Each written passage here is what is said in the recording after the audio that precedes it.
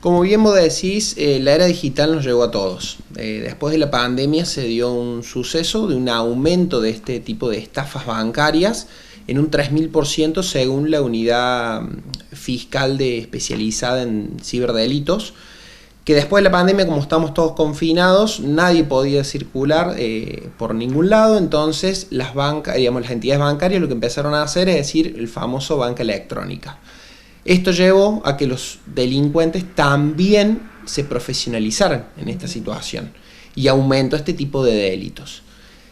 Son delitos que tienen la particularidad de que nos encontramos con una simetría. Por un lado tenemos al consumidor usuario, que es hiper vulnerable porque está en una situación que no puede decir absolutamente nada, y por el otro la entidad bancaria, que lo que hace es prestar un servicio, como ellos hacen, de seguridad por los bienes que tiene una persona. Impone un sistema, que en este caso es el sistema electrónico, que tiene fallas, obviamente, como cualquier sistema, y de lo cual se tiene que hacer cargo. La modalidad en la que se dan los delitos es sumamente amplia. La ingeniería social que se le dice de los delincuentes en especial es muy amplia en el sentido de que utilizan diversos métodos. Nosotros hemos visto, y casos que han llegado al estudio, y casos que conocemos de por alquileres, hacemos una transferencia o gestioname un dato que te estoy llamando desde el banco. Entonces la persona brinda los datos, tanto de home banking o claves o lo que fuera, que normalmente eso se conoce como phishing, que es captar y recolectar las contraseñas o correos electrónicos o WhatsApp, y de esa forma realizar no solo transferencias desde la cuenta de una persona a una cuenta de un tercero, sino también realizar préstamos preaprobados, que se le dicen que son de acreditación inmediata. ¿En dónde? Entonces una persona que la llaman por teléfono diciéndole que es del banco, presta o brinda, digamos, sus contraseñas, se le solicita un préstamo, siempre de montos altos, estamos hablando, en cuotas excesivas, y se hacen transferencias diferentes cuantas. Claro.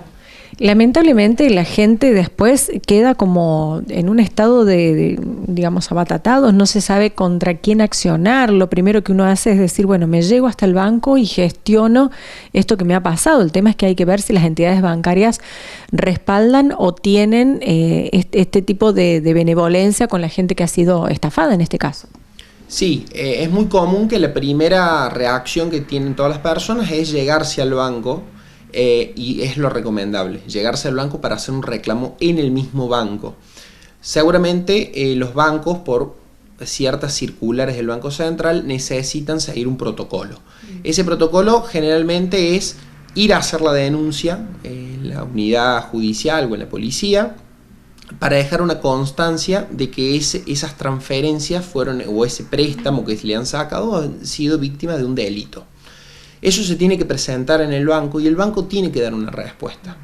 Porque según el Banco Central, que es quien nuclea, digamos, o el ente de control de todos los bancos del país, es necesario que, por ejemplo, para los créditos preaprobados se esperen 48 horas. Entonces yo cuando solicito un crédito tienen que pasar 48 horas para que a mí se me acrediten, según acordada, digamos, una circular del Banco Central. Situación que no pasa en la realidad. Los bancos, por una cuestión de imagen o de querer vender un servicio de celeridad, de la inmediatez que muchas veces buscamos y que los consumidores necesitan, se obvian este tipo de reglas. Esto tiene consecuencias para el banco. El banco es responsable porque el banco es a quien nosotros depositamos toda nuestra confianza. Depositamos los bienes porque creemos que es una entidad de lo más certero, lo más protectoria, digamos, de los bienes que tenemos. Entonces, como ellos tienen la responsabilidad de cuidar de esos fondos y son los que administran toda la cuestión electrónica, o sea, el funcionamiento de las aplicaciones o de la banca electrónica, también son los responsables. Porque acá estamos hablando de un acto que no es un acto, por más, y esta discusión se da mucho, a decir, bueno, pero la transferencia sí la hice yo porque fue a través de un teléfono que me iban diciendo cómo tenía que hacer a esta cuenta o a la otra. Dice, entonces el banco siempre se escuda en eso, que la culpa es de la víctima, o sea, de decir, che, fuiste vos el que hizo la transferencia. Pero la realidad de los hechos es que no es así. Y esto es claro con un ejemplo.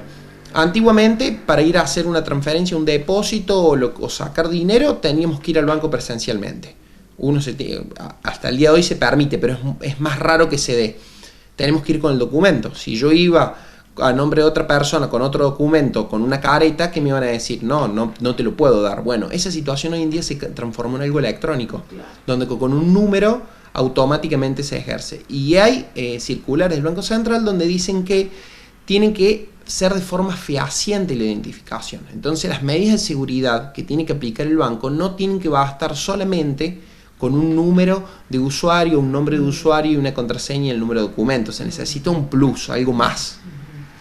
Franco, de los clientes que ustedes receptan acá como estudio, bueno, como profesional vos, ¿hay un porcentaje positivo de gente que puede llegar a resarcir esta situación? Sí, eso es lo importante, siempre y cuando se actúe con premura, digamos, porque lo importante de esto es, como te decía, que hagan la denuncia policial para dejar la constancia y hacer el reclamo en el banco. Algunos bancos responden de manera efectiva, anulan el préstamo que se ha dado. La cuestión de las transferencias es un poquito más complicada y a veces hay que llegar ya a la justicia. Lo importante de esto es que tengan en cuenta que no solamente hay una cuestión del resarcimiento, digamos, de recuperar esos fondos, sino también una responsabilidad o multa civil que se le conoce hacia los bancos por este trato indigno que se le hace. Es decir, tenemos que llegar a esta situación que no tendríamos que haber llegado porque omitiste un deber de cuidado por parte del banco que no tendría que hacerse. La cuestión con las billeteras virtuales es un poquito más compleja, pero sigue más o menos los mismos pasos. Lo cierto es que hay mucha gente que ignora estos datos, este conocimiento, este asesoramiento y bueno, cree que ya está perdido por perdido y no gestiona y no tiene la posibilidad de saber que hay un equipo de profesionales que puede ocuparse de estas cuestiones.